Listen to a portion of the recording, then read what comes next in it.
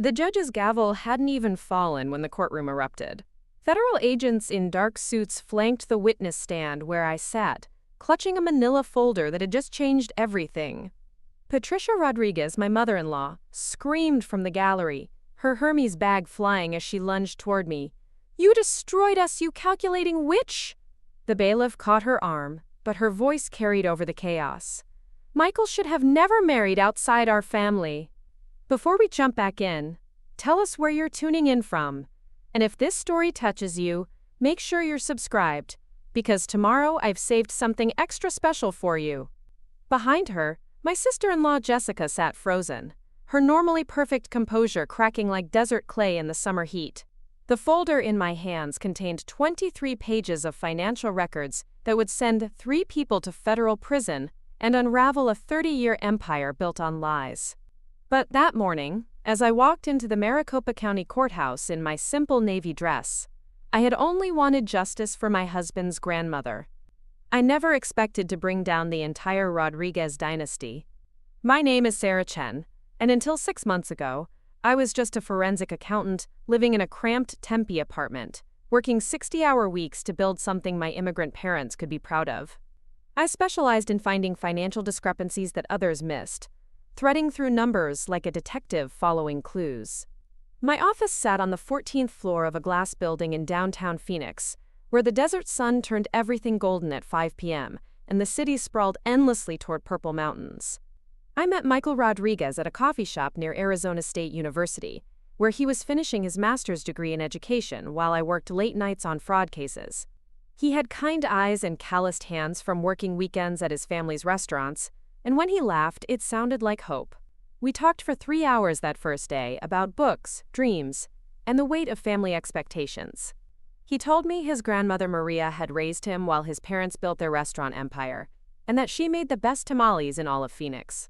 I told him about growing up in my parents' tiny apartment above their dry cleaning business, how I learned to balance ledgers before I learned to drive. 6 months later, he proposed during a sunrise hike at Camelback Mountain, the ring catching the first light over the desert.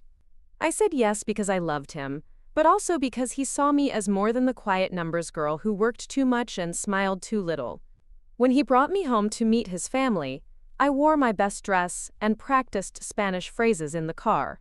The Rodriguez mansion in Paradise Valley sat behind iron gates, all adobe walls and fountains, with views of the city twinkling below like scattered diamonds. Patricia Rodriguez opened the door wearing white linen and disappointment. She looked me up and down with the precision of an appraiser evaluating a questionable antique. "So you're the accountant," she said, not offering her hand. "Michael has told us so much about you." The way she said accountant made it sound like a disease. Behind her, Frank Rodriguez emerged from what looked like a study lined with dark wood and family photographs. He shook my hand briefly, his grip weak and distracted, already looking past me toward something more important. The house smelled like expensive candles and old money, every surface polished to reflect the crystal chandelier that dominated the foyer. Family portraits lined the hallway, generations of Rodriguez faces staring down with the same confident smiles. Michael squeezed my hand as we walked through rooms that felt more like a museum than a home. "Don't worry," he whispered. "They just need time to get to know you." Dinner was served on china so delicate I was afraid to touch it. Jessica, Michael's sister, arrived fashionably late in a black BMW, her lawyer's confidence filling the room before she even spoke. She kissed Michael's cheek and nodded at me with professional courtesy. "Sarah, right? Michael says you work with numbers." How practical.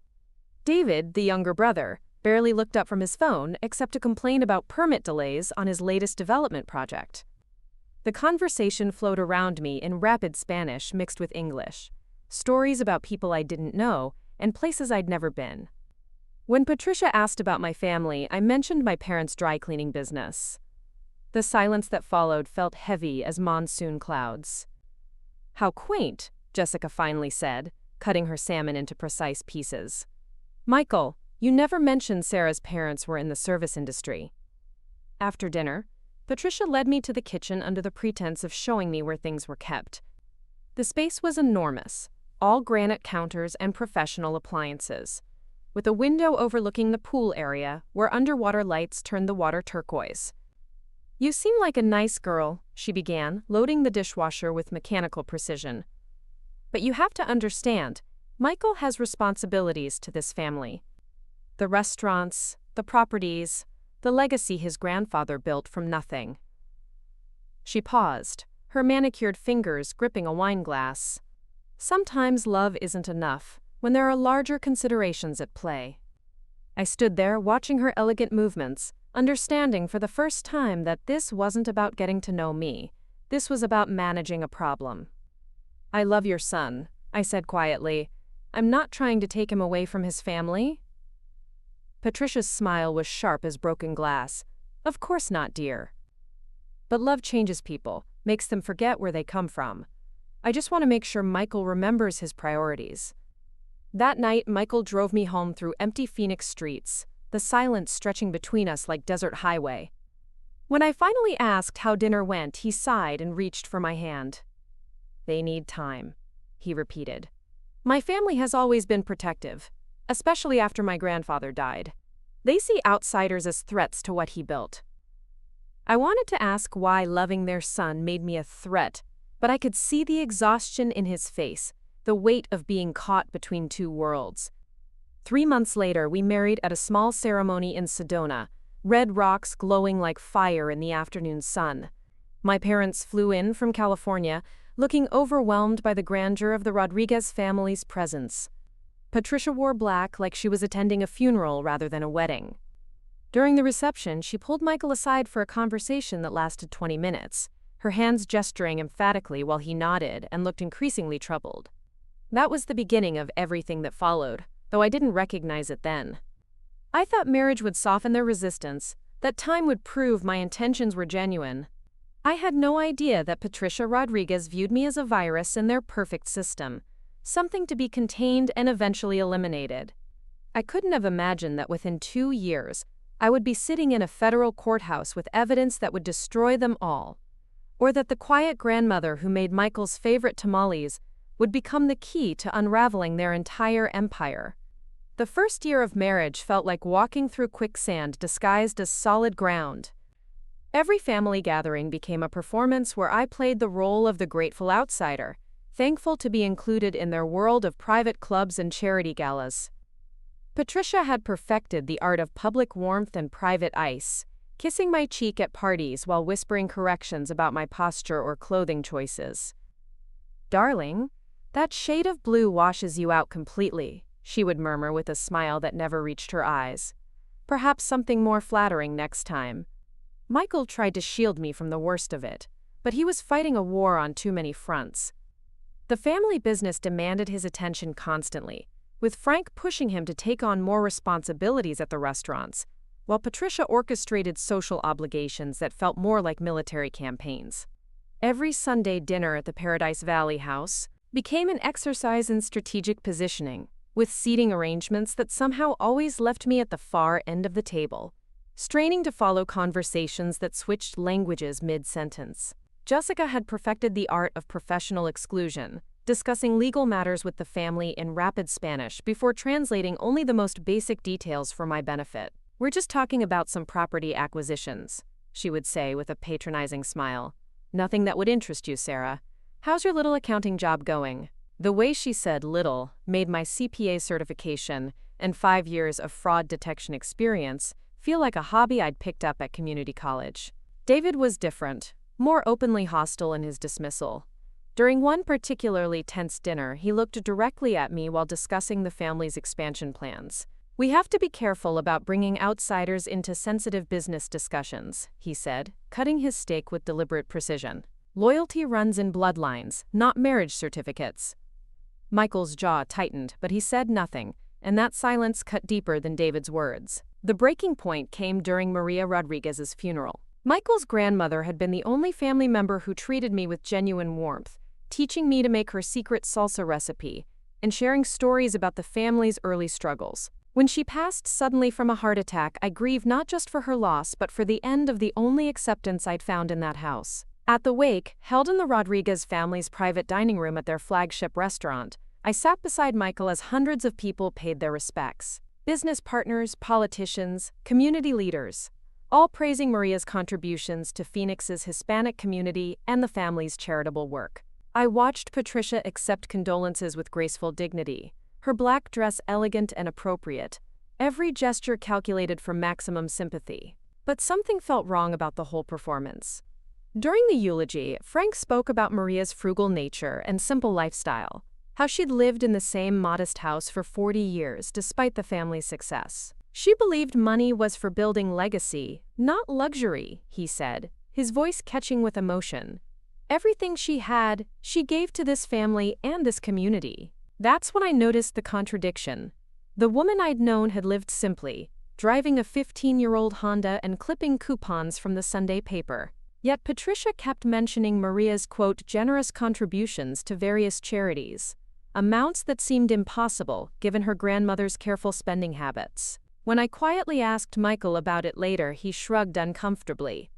Grandma was private about money. She probably donated more than we realized. The will reading took place the following Tuesday in Jessica's law office, a glass tower downtown with views of the sprawling desert. The family gathered in her conference room, Patricia dabbing her eyes with a lace handkerchief while Frank sat stoically beside her. David scrolled through his phone, clearly expecting this to be a formality. Jessica read the document with professional detachment, her voice steady as she outlined Maria's final wishes.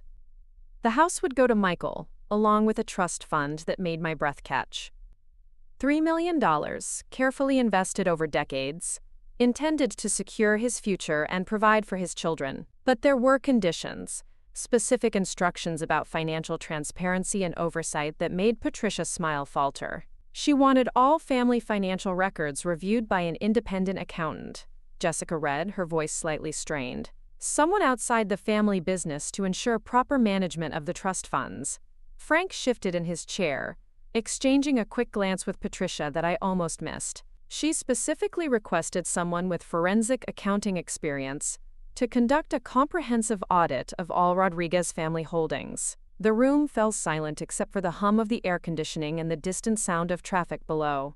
Michael, preparing and narrating this story took us a lot of time, so if you are enjoying it, subscribe to our channel. It means a lot to us. Now back to the story. Reached for my hand, his palm damp with nervous sweat. She knew about Sarah's background, he said quietly. She thought it would be perfect. Patricia's composure cracked just slightly, a muscle twitching in her jaw before she regained control. How thoughtful of her, she said, through gritted teeth disguised as a smile. Of course, we'll need to discuss the practical implications with our existing accounting firm. There might be conflicts of interest to consider. But Maria had been thorough in her planning. The will specified that the audit must be conducted by the beneficiary's spouse if they possessed the necessary qualifications, and that the family had 30 days to provide all requested financial documents. Jessica's attempts to find legal loopholes were met with her grandmother's characteristically precise language, every contingency anticipated and addressed. Walking out of that office, I felt the weight of 3 pairs of eyes burning into my back. In the elevator, Michael squeezed my hand and whispered, "You don't have to do this if you don't want to. We can hire someone else." But I could see the hope in his eyes, the possibility that maybe, finally, his family would have to treat me as more than an unwelcome addition to their perfect picture. "I'll do it," I said, though something cold was already settling in my stomach. It's what she wanted. That night, Patricia called our apartment directly, her voice honey-sweet with underlying steel. "Sarah, darling, I hope you understand what a delicate situation this is."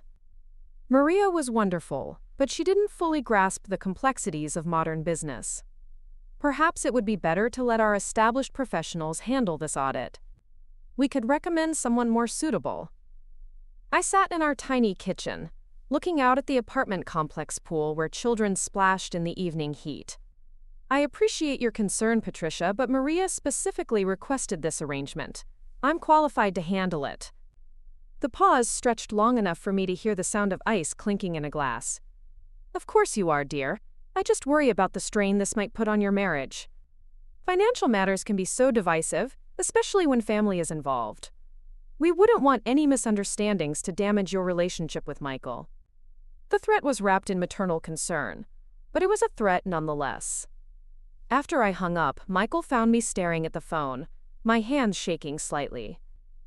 "What did she say?" he asked, though his expression suggested he already knew. "She wants me to refuse the audit," I said. "She's worried about strain on our marriage." Michael sat beside me on our secondhand couch, the same one we'd bought at a thrift store when we first moved in together. The contrast between this small space and the Rodriguez mansion felt especially sharp in that moment. "What do you want to do?" he asked. I thought about Maria teaching me to fold tamales, her patient hands guiding mine as she shared stories about coming to Phoenix with nothing but hope and determination. I thought about her quiet pride when she talked about the family's success, never taking credit but always glowing when others praised Frank's business acumen. She had trusted me with this responsibility, seen something in me that her own family refused to acknowledge. "I want to honor her wishes," I said, "but I need you to support me, whatever I find." Michael nodded, though I could see the conflict in his eyes. "You have my support, always." 2 days later, I submitted my formal request for the Rodriguez family financial records.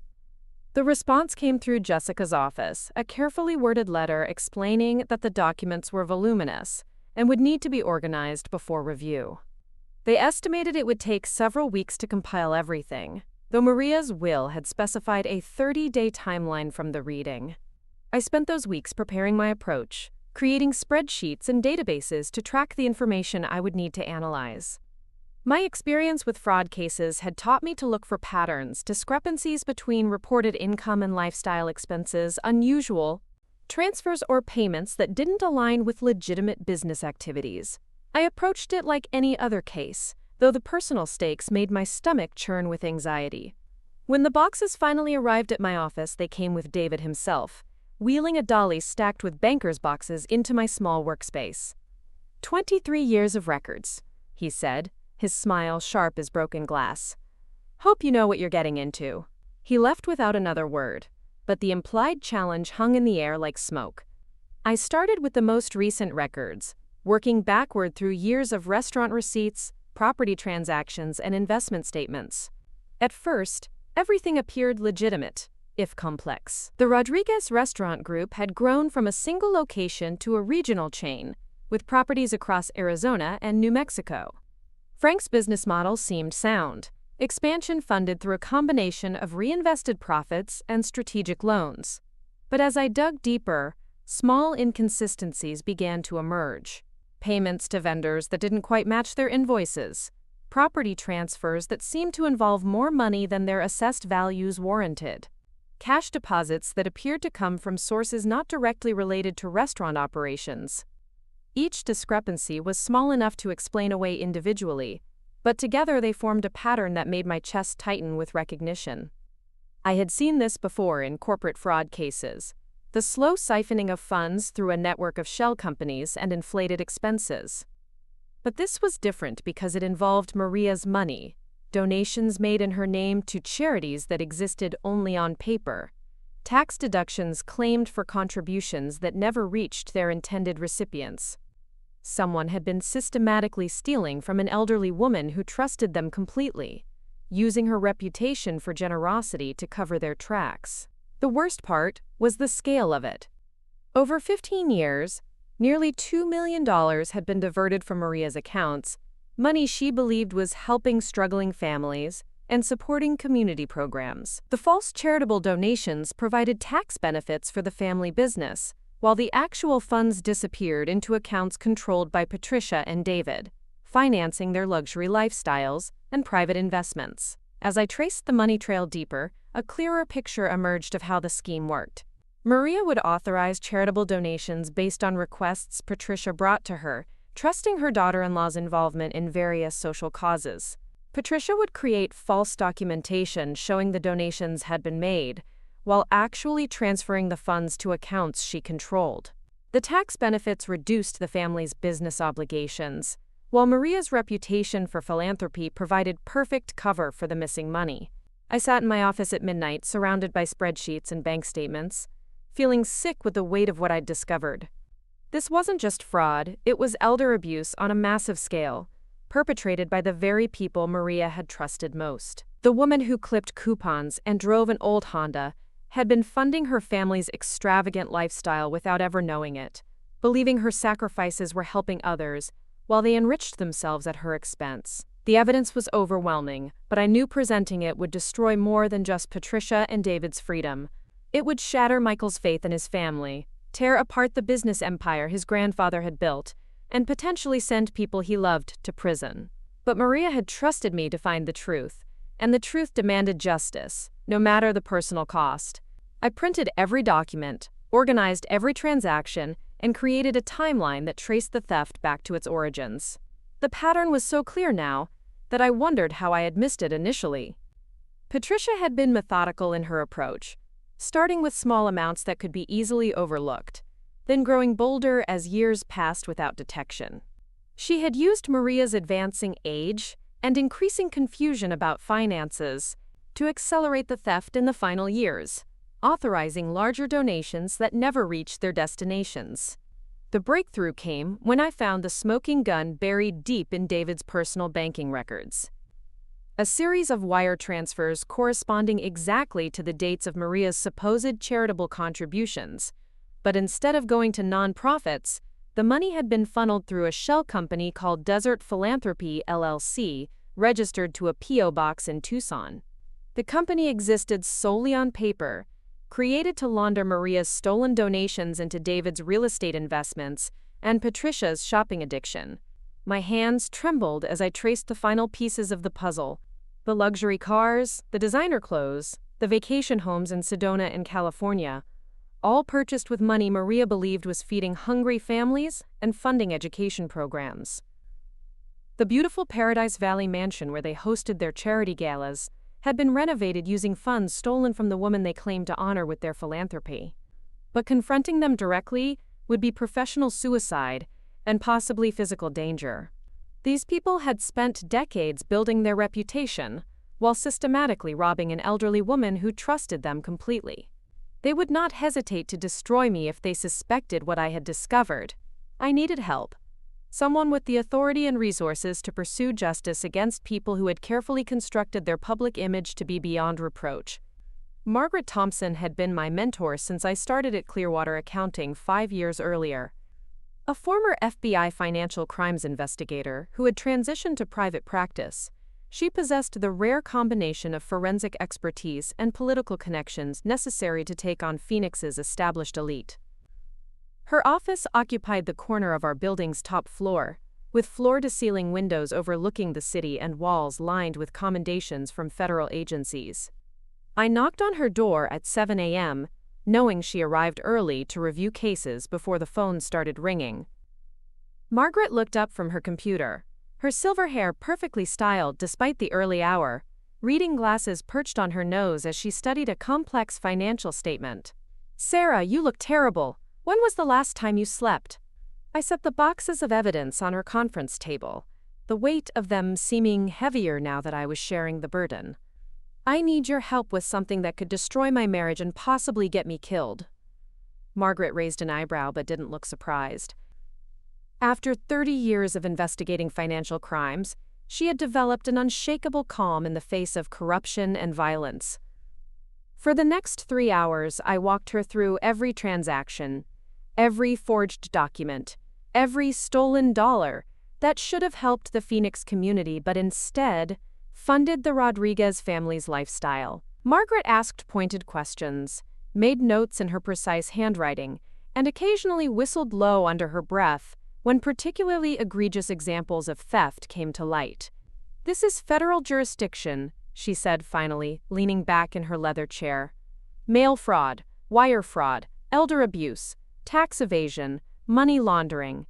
We're looking at multiple felonies across state lines, with evidence that will make prosecutors salivate." She studied my face carefully.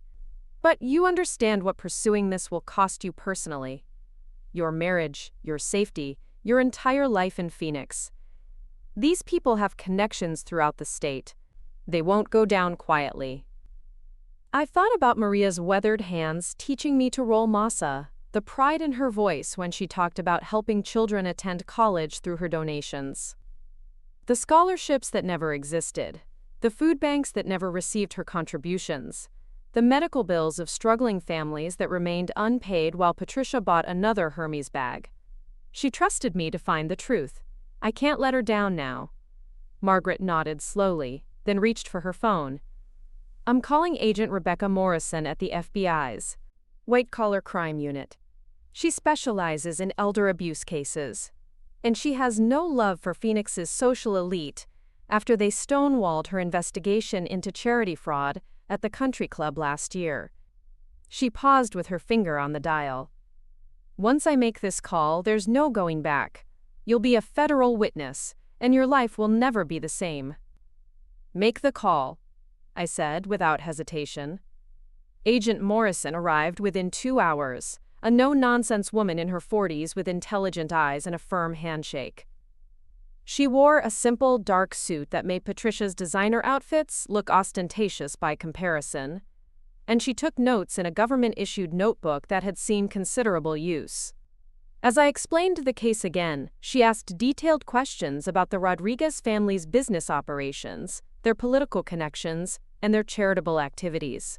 We've been watching this family for years, she admitted when I finished my presentation.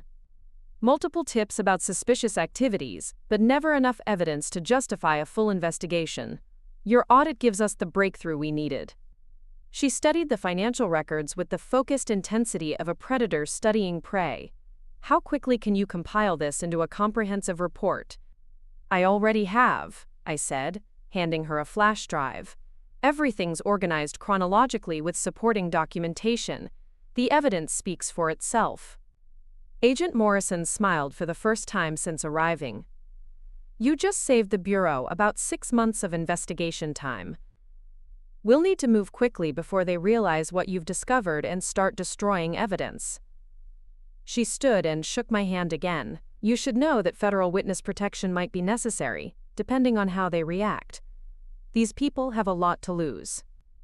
The next morning, I woke up to find Michael already dressed for work. His movement sharp with barely contained anxiety. Mom called last night after you went to sleep, he said without looking at me. She wants to meet with you today about the audit. She sounded strange, stressed in a way I've never heard before. My blood went cold. I had been careful to access the financial records only during normal business hours, using my legitimate authority under Maria's will. But the Rodriguez family had connections throughout Phoenix's business community. Someone could have mentioned seeing boxes of documents at my office, or Patricia might have simply grown suspicious about the length of time the audit was taking. What did she say exactly? I asked, trying to keep my voice steady while my mind raced through possibilities. If they suspected what I had found, this meeting could be an attempt to buy my silence or worse. Michael sat on the edge of our bed, his head in his hands. She said there were some discrepancies in Grandma's records that needed to be discussed privately. She wants to meet at the house this afternoon, just the two of you. He looked up at me with eyes full of worry. Sarah, my mother doesn't do private meetings. She handles everything through lawyers and intermediaries. Something's wrong. I kissed his forehead, tasting the salt of nervous sweat. I'll be careful. Maybe she just wants to clear up some confusion about the charitable donations. But even as I said it, I knew we were past the point of innocent explanations. The FBI was already building their case, and Patricia Rodriguez was about to discover that her decades of theft had finally caught up with her. The Paradise Valley mansion looked different in the harsh afternoon sunlight, its adobe walls seeming more like prison barriers than elegant architecture. Patricia met me at the front door, wearing white linen that made her look ghostly pale, her usual confident smile replaced by tight-lipped tension. Sarah, thank you for coming. I thought we should discuss your findings before you finalize your report. She led me to Frank's study, the same room where family photographs lined the walls and leather-bound books created an atmosphere of established respectability. But today the curtains were drawn, and the space felt suffocating rather than impressive. Patricia poured herself a full glass of wine despite the early hour, her hand shaking slightly as she lifted it to her lips. I know you found some irregularities in the financial records, she began, her voice carefully controlled. But I want you to understand the context before you draw any conclusions. She moved to the window, gazing out at the pool where underwater lights created artificial blue calm. Maria was developing dementia in her final years. She became confused about money, making donations she forgot about, authorizing transfers she didn't remember. The lie was delivered with practiced sincerity, but I could see the desperation beneath Patricia's composed exterior. She was testing me, trying to determine how much I knew and whether I might accept a reasonable explanation for unreasonable theft. The records show a very clear pattern of fraud, I said quietly. This wasn't confusion. This was systematic theft over more than a decade. Patricia's wine glass slipped from her fingers, shattering on the hardwood floor with a sound like breaking dreams. Red wine spread across the expensive rug like blood, and for a moment neither of us moved. Then she looked at me with naked hatred, the mask of maternal warmth finally discarded completely. "You don't understand what you're dealing with," she hissed, her voice low and venomous. "This family has connections you can't imagine. Judges, politicians, business leaders who owe us favors. You're a nobody accountant from a nobody family, and if you think you can destroy us, you're stupider than I thought." "The FBI doesn't seem to think I'm nobody," I replied, the words escaping before I could stop them. Patricia's face went white as the wine-stained rug, and I realized I had just made a potentially fatal mistake. "What did you say?" she whispered, moving closer with predatory grace. "What FBI?" There was no point in pretending anymore. "Agent Morrison is building a federal case based on the evidence I found. Wire fraud, elder abuse, tax evasion, money laundering. You're going to prison, Patricia. All of you." She lunged at me then, fingernails raking across my cheek before I could dodge. "You destroyed us!" she screamed, her voice echoing off the study walls. 30 years of building this family's reputation, and you destroyed it all because you couldn't mind your own business. I backed toward the door, tasting blood where her nails had cut my face. "Maria trusted you. She loved you, and you stole from her for 15 years. She died believing her money was helping people when it was really funding your shopping addiction and David's real estate schemes." Patricia followed me, her face twisted with rage and desperation. She was senile. That money would have been wasted on charities that don't make any real difference. We used it to build something lasting, something that mattered. She grabbed a crystal paperweight from Frank's desk, raising it above her head like a weapon. "I should have gotten rid of you years ago." The front door slammed open before she could strike, and Agent Morrison strode into the foyer with 3 other federal agents behind her. "Patricia Rodriguez, you're under arrest for wire fraud, elder abuse, and conspiracy to commit money laundering." The paperweight crashed to the floor as handcuffs clicked around Patricia's wrists, her threats dissolving into incoherent sobs. Through the chaos of arrests and Miranda rights, I heard David's voice from the pool area, shouting into his phone about lawyers and bail bondsmen. Jessica arrived minutes later, her BMW screeching into the circular driveway, but her legal expertise couldn't help her family now. The evidence was overwhelming, documented with forensic precision, and the FBI had been thorough in their preparation.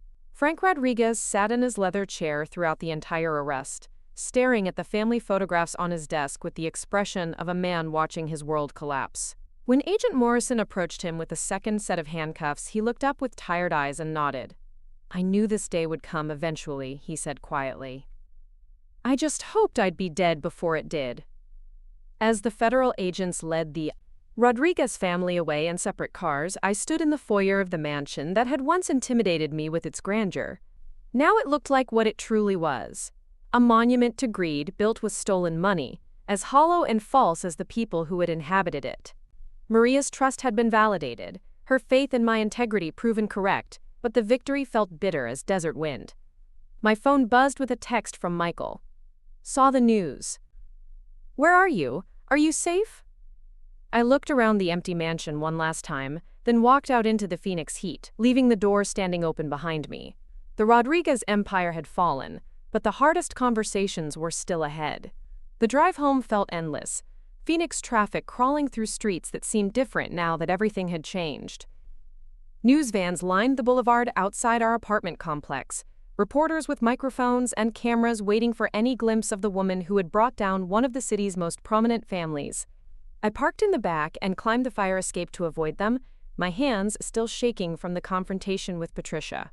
Michael was pacing our tiny living room when I unlocked the door, his phone pressed to his ear as he spoke rapidly in Spanish. When he saw me, he ended the call immediately and crossed the room in 3 quick steps, pulling me into his arms. "Thank God you're okay. I saw the arrest footage on Channel 12, and when they said federal agents were at the house, I thought—" His voice broke, and I felt his tears against my neck. "I'm fine," I whispered, though we both knew nothing would ever be fine again. "Michael, I need to tell you everything I found. You need to hear it from me, before the media gets hold of the details."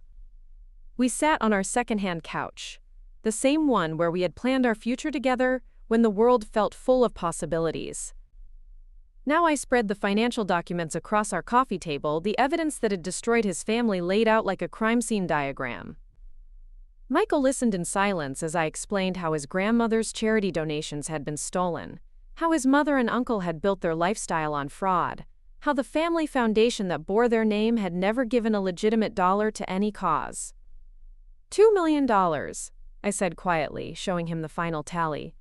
That's how much they stole from Maria over 15 years. Money she thought was helping children get scholarships, feeding hungry families, supporting medical research. All of it went to fund Patricia's shopping trips and David's real estate investments. Michael stared at the documents with the expression of someone trying to read a foreign language. But the charity events, the fundraising galas, all those people who thanked my family for their generosity. His voice trailed off as understanding dawned. They were stealing from other donors too, weren't they? I nodded, showing him the secondary evidence I had uncovered. The Rodriguez Family Foundation collected donations from hundreds of Phoenix families, but only a fraction ever reached legitimate charities. Most of it was funneled through shell companies controlled by Patricia and David. They weren't philanthropists, Michael. They were running a massive charity fraud scheme using your grandmother's reputation as cover. He stood abruptly, walking to the window that overlooked the apartment complex pool. Children were splashing in the water while their parents watched from plastic chairs, normal people living normal lives untouched by the corruption that had consumed his family. I worked for them, he said, his voice hollow with realization. Every summer during college, every weekend when I should have been studying. I helped them steal money from my own grandmother. You didn't know, I said, though the words felt inadequate. None of the legitimate employees knew. They kept the fraud compartmentalized, handled through Patricia's personal assistant and David's private accounting firm. Even Jessica might not have known the full extent of what they were doing. Michael laughed bitterly. Jessica knew. She had to know. She drafted the shell company paperwork, handled the tax exemption applications, managed the legal structure that made it all possible. He turned back to me, his eyes red with unshed tears.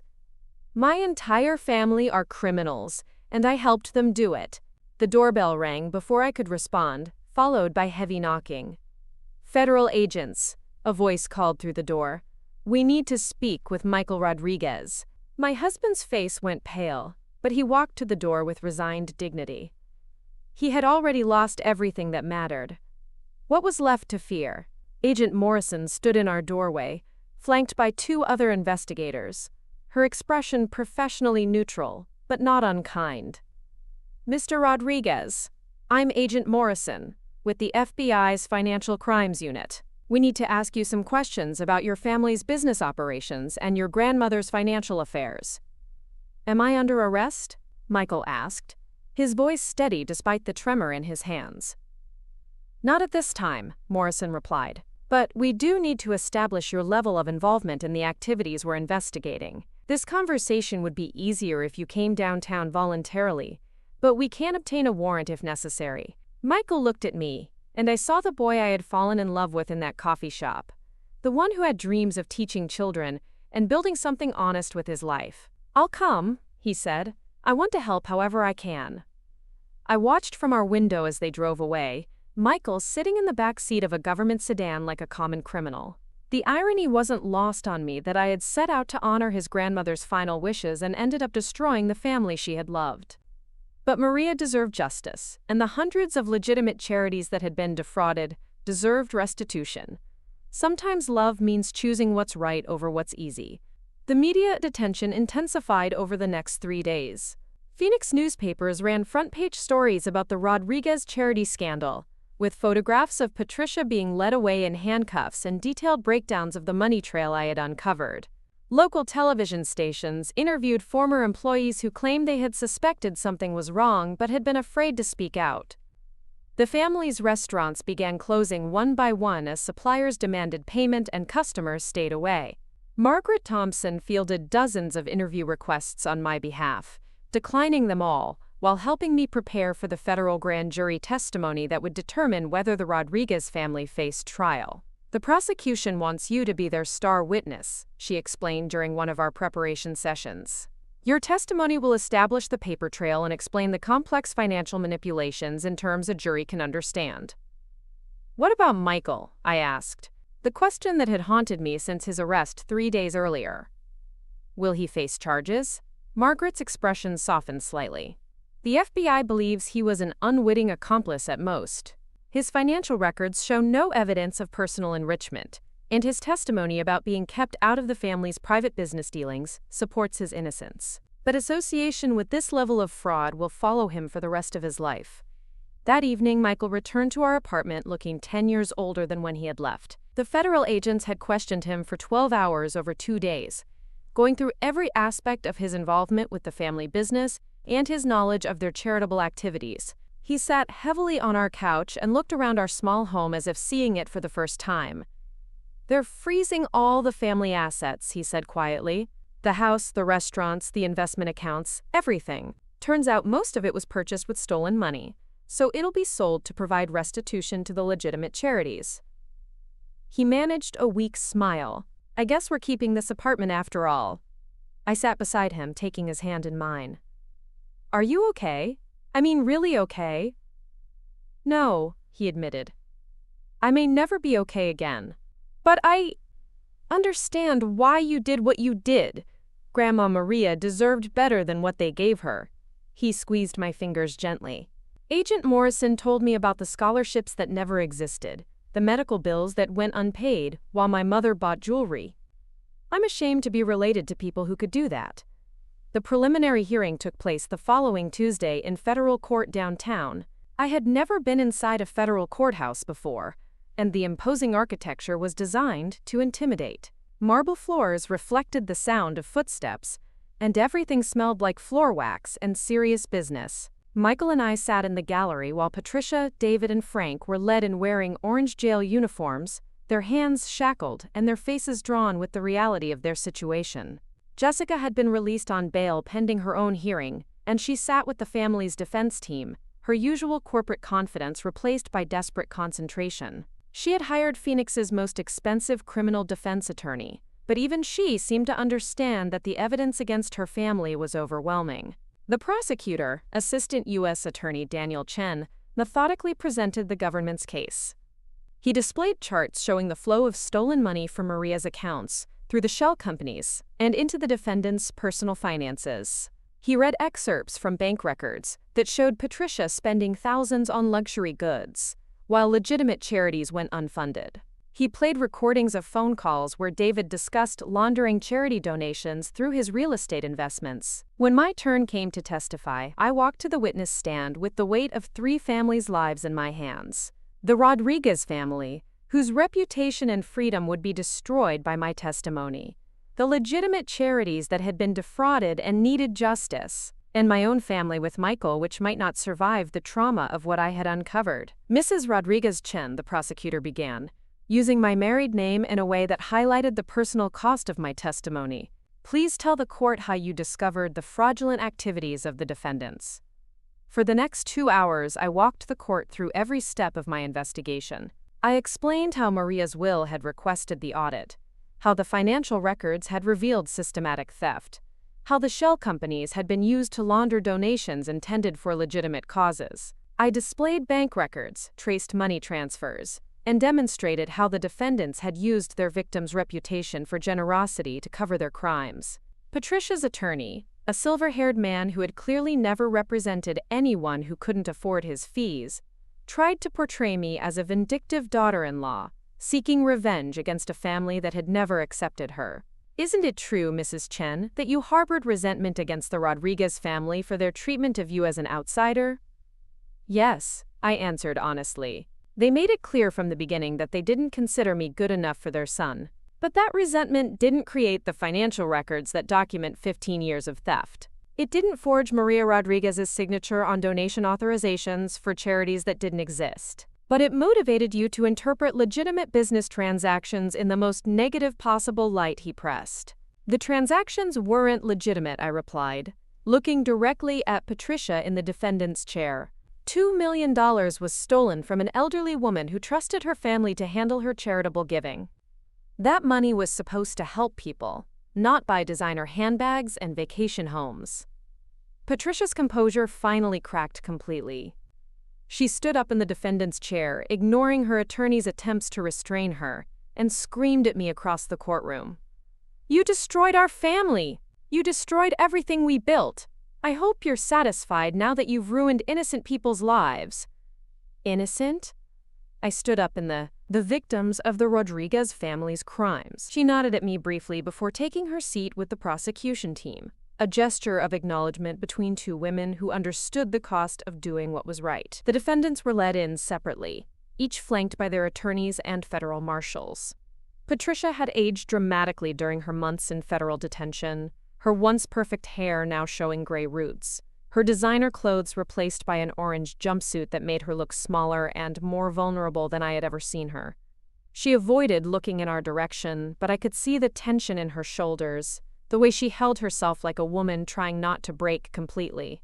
David followed next, his cocky real estate developer persona completely gone, replaced by the hollow-eyed expression of someone who had finally understood the consequences of their actions. The luxury cars and investment properties had all been seized, his real estate empire dismantled piece by piece to provide restitution to his victims. He looked toward Michael once, his expression a mixture of shame and desperate pleading, but my husband stared straight ahead without acknowledgement. Frank Rodriguez entered last, moving slowly with the aid of a walker. The stress of the legal proceedings had taken a severe toll on his health, and he had suffered a mild heart attack while in detention awaiting sentencing. Despite everything his family had done, I felt a pang of sadness seeing this elderly man who had built a legitimate business empire only to watch his children destroy it through greed and arrogance. Judge Catherine Walsh took the bench with the gravity appropriate to the occasion. She was known for her fairness but also for her harsh sentences in white-collar crime cases, particularly those involving elder abuse. The prosecution had specifically requested her courtroom, knowing that she would not be swayed by the defendant's social status or previous charitable reputation. Before we proceed with sentencing, Judge Walsh began, her voice carrying easily through the quiet courtroom. I want to address the impact of these crimes on our community. The defendants didn't just steal money from their family member. They betrayed the trust of hundreds of donors who believed their contributions were supporting legitimate charitable causes. They deprived truly needy organizations of resources that could have changed lives and strengthened our community. The judge called first for victim impact statements, and I watched as representatives from various Phoenix charities approached the podium to describe how the Rodriguez family's fraud had affected their operations. The director of a children's literacy program spoke about having to cancel after-school tutoring when expected donations never materialized. A food bank supervisor explained how they had been forced to turn away hungry families because the funding they had been promised was diverted to David's real estate investments. But the most powerful testimony came from Elena Vasquez, Maria Rodriguez's former neighbor and close friend. Elena was in her 70s, with silver hair and hands gnarled by arthritis, but her voice was strong as she addressed the court in accented English. "Maria was like a sister to me for 40 years. She said, tears streaming down her weathered cheeks. She talked all the time about the children she was helping, the families who would have food because of her donations. She died happy, thinking her money was doing good in the world. To learn that her own family stole from her generosity, that breaks my heart more than losing her did." Elena turned to look directly at Patricia, who was now crying silently in the defendant's chair. You took her money, but you also took her dignity. You made her legacy a lie. That is something I can never forgive.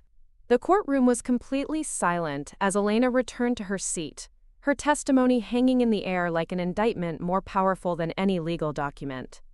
The defense attorneys made their obligatory pleas for leniency, citing their client's previous charitable work. Witness box, my own composure finally breaking after weeks of careful control. You stole money from your mother-in-law for 15 years. You used her name to defraud hundreds of donors who thought they were helping charity. The only innocent person in this room is Patricia Rodriguez, and she's dead because she trusted you. The judge's gavel echoed through the courtroom like gunshots. Order! Order in this courtroom! But the damage was done. Patricia's outburst had demonstrated exactly the kind of entitlement and lack of remorse that would influence her sentencing. She was led away still screaming about family loyalty and ungrateful daughters-in-law. After the hearing, Michael and I walked out of the courthouse into the Phoenix afternoon, the heat hitting us like a physical weight. Neither of us spoke during the drive home, both lost in our own thoughts about what had just transpired. The woman who had given birth to the man I loved would likely spend the next decade in federal prison, and I had been the one to put her there. That night, we lay in our beds staring at the ceiling, the silence between us filled with everything we couldn't say. Finally, Michael spoke into the darkness. Do you regret it? Everything that's happened?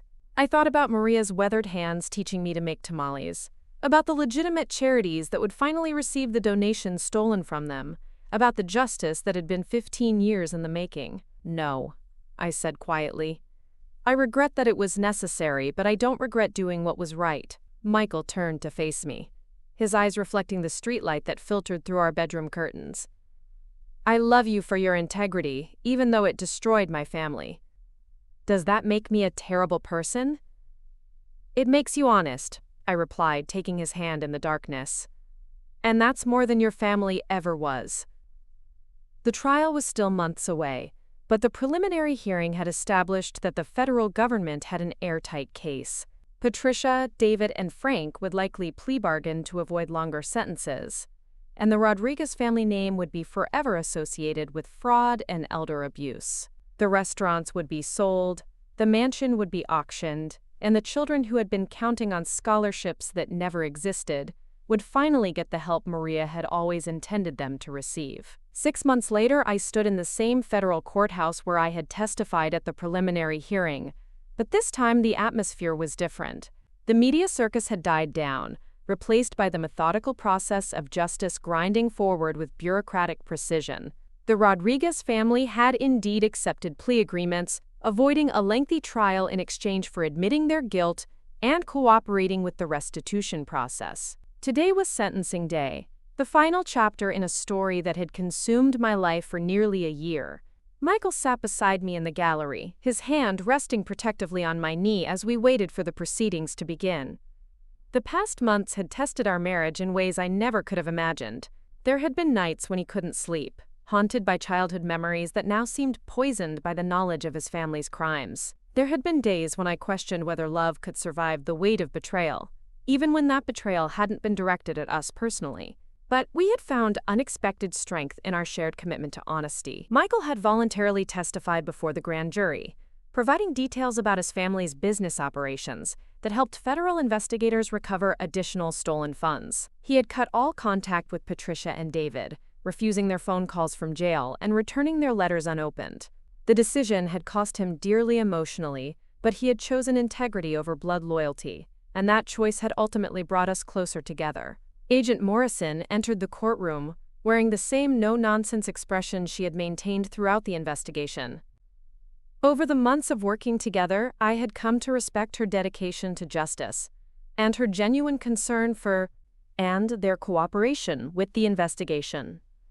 Patricia's lawyer painted her as a woman who had made mistakes, but who had also contributed positively to the Phoenix community through her legitimate fundraising efforts. David's attorney emphasized his client's young children and the impact that a lengthy sentence would have on his family. But Judge Walsh was unmoved by their arguments. When she spoke, her voice carried the weight of moral authority that transcended legal technicalities. The defendants held positions of trust within their family and community. They used that trust to systematically steal from an elderly woman who loved them and believed in their integrity.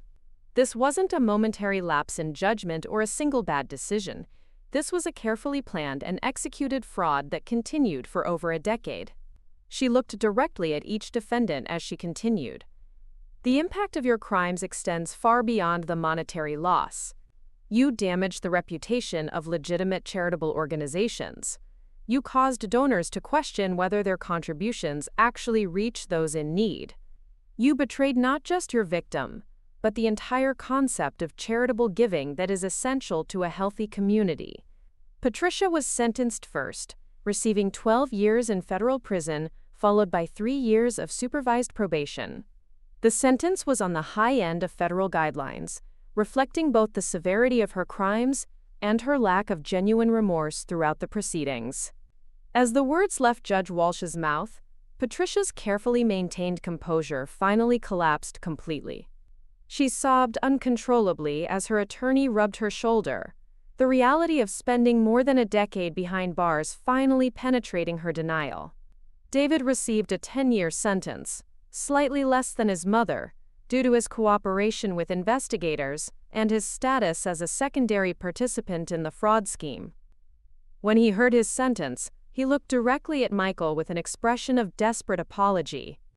My husband's face remained impassive, but I felt his hand tighten around mine, the only sign of the emotional turmoil he was experiencing. Frank's sentence was more lenient due to his age and declining health. Judge Walsh sentenced him to 5 years in federal prison, acknowledging that at his age, even a relatively short sentence might effectively be a life sentence. Frank accepted his punishment with dignified silence, nodding slightly when the judge finished speaking as if he had been expecting nothing different. But the courtroom drama wasn't over. As the defendants were being led away, Jessica Rodriguez entered through the back doors, having been delayed by traffic from her own separate hearing in another federal courthouse. She had accepted a plea agreement for her role in creating the shell companies and handling the legal paperwork that enabled the fraud, but her sentencing had been postponed pending her cooperation with ongoing investigations. Jessica walked to the front of the courtroom with the confidence of someone who had never doubted her place in the world, even now when that world was collapsing around her. She wore an expensive black suit that somehow made her look both professional and penitent, and her makeup was perfect despite the circumstances. But when she saw her family being led away in shackles, her composure cracked just enough to reveal the devastation beneath. "Your Honor," she said, her voice clear despite the emotion threatening to overwhelm her, "I request permission to make a statement before my family is taken into custody." Judge Walsh considered the unusual request for a moment before nodding. "You may proceed, Ms. Rodriguez, but keep it brief." Jessica turned to face the gallery, her eyes finding Michael and me in the second row. "I want to apologize to everyone who has been hurt by my family's actions," she began, her voice gaining strength as she continued. "We betrayed the trust that our community placed in us, and we dishonored the memory of the woman who raised us to be better than what we became." She paused, seeming to struggle with words that had clearly been rehearsed, but were still difficult to say. "To Sarah Chen, who had the courage to do what was right, even though it cost her personally, I offer my deepest regret for the way we treated you. You tried to honor our grandmother's wishes, and we attacked you for it because we were afraid of the truth you might uncover." The apology felt hollow to me, delivered more for the judge's benefit than out of genuine remorse, but I could see that it meant something to Michael. His shoulders relaxed slightly, and some of the tension he had been carrying for months seemed to ease. Jessica might have been performing, but the performance acknowledged realities that the family had refused to admit for nearly a year. "I also want to say to my brother Michael," Jessica continued, now looking directly at him, "that I'm sorry we put you in an impossible position. You chose integrity over family loyalty, and that was the right choice even though it was the hardest one. I hope someday you can forgive us for forcing you to make it." Judge Walsh allowed Jessica to approach the defendant's table to say goodbye to her family members. The scene that followed was heartbreaking, despite everything they had done. Patricia clung to her daughter desperately, whispering urgent instructions about taking care of legal matters and protecting family assets that hadn't been seized. David embraced Jessica briefly, both of them crying openly. Frank simply nodded at his niece, too overwhelmed by the situation to speak. As the federal marshals led the Rodriguez family away to begin their prison sentences, I felt a complex mixture of emotions. Justice had been served, and the money stolen from Maria would be returned to the legitimate charity she had intended to support. But I had also watched a family destroy itself through greed and betrayal, and even knowing they deserved their punishment, the human cost was staggering. Michael and I walked out of the courthouse into the Phoenix afternoon, the desert sun reflecting off the glass buildings downtown and creating waves of heat that rose from the sidewalk like ghosts. We had been through this ritual many times over the past months, but today felt different. Final. The legal proceedings that had dominated our lives were over, and we were finally free to decide what came next. "How do you feel?" I asked as we reached our car, a modest sedan that we had purchased to replace Michael's BMW when the family assets were frozen. The question seemed inadequate given everything that had just transpired, but I needed to know where his mind was after watching his family sentenced to prison. "Relieved," he said, surprising me with the speed and certainty of his response. "I know that probably sounds terrible, but I feel like I can finally breathe again. The waiting is over, the uncertainty is finished, and now we can start rebuilding our lives without wondering what's going to happen next." We drove home through neighborhoods that no longer felt hostile, past restaurants where we could eat without worrying about awkward encounters with his family's friends, through a city that was slowly becoming ours again rather than theirs. The apartment complex looked different too, less like a temporary refuge and more like a home we had chosen rather than settled for. That evening we sat on our small balcony overlooking the pool, where children played in the water while their parents watched from lawn chairs. The scene looked exactly the same as it had a year ago when this whole ordeal began, but everything felt transformed by what we had experienced. We had been tested in ways that most marriages never face, and we had survived with our integrity and our love intact. "I got a call from Margaret Thompson today," I said, breaking the comfortable silence between us. "The accounting firm is promoting me to senior forensic investigator. They want me to head up their new elder abuse prevention division." Michael smiled, the first genuine expression of joy I had seen from him in months. "That's incredible, Sarah. You deserve it after everything you've accomplished." He reached for my hand, intertwining our fingers in a gesture that had become second nature over the years. "Maria would be proud of you." "What about you?" I asked.